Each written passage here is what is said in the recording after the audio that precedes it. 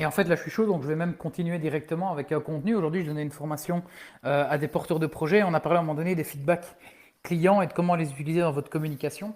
Et ça, c'est vraiment une chose très intéressante. C'est qu'aujourd'hui, on est dans une société TripAdvisor. On préfère croire l'avis de 10 personnes qu'on ne connaît pas plutôt que l'avis du professionnel lui-même.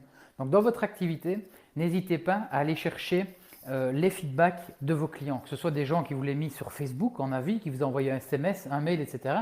Mais je vais vous raconter une histoire, vous allez comprendre quel est l'intérêt de faire ça. Imaginons, on est tous ici dans ce groupe et on se voit une fois et je vous donne une formation. À la fin de cette formation, vous allez me faire une standing ovation, m'applaudir, me dire bravo Lucas, t'es le meilleur, c'était super, on a adoré ton contenu, etc.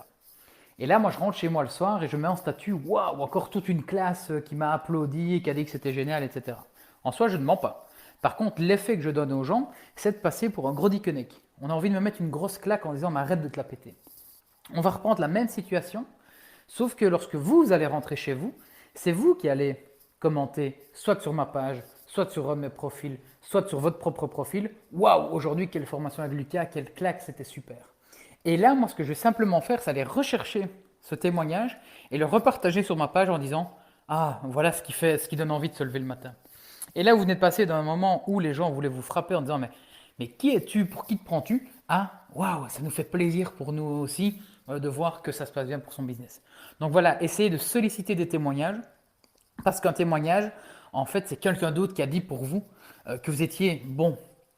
Un pizzaiolo qui dit qu'il fait les meilleures pizzas, bah, il ne va jamais dire qu'il fait les mauvaises.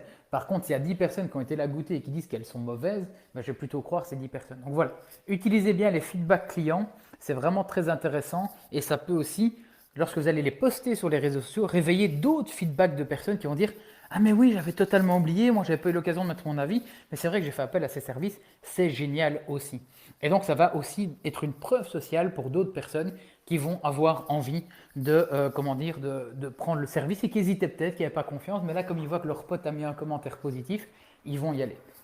Donc voilà, c'était le petit contenu du jour. N'hésitez pas à me dire ce que vous en pensez, ce que vous en faites aujourd'hui, et je vous dis à très vite.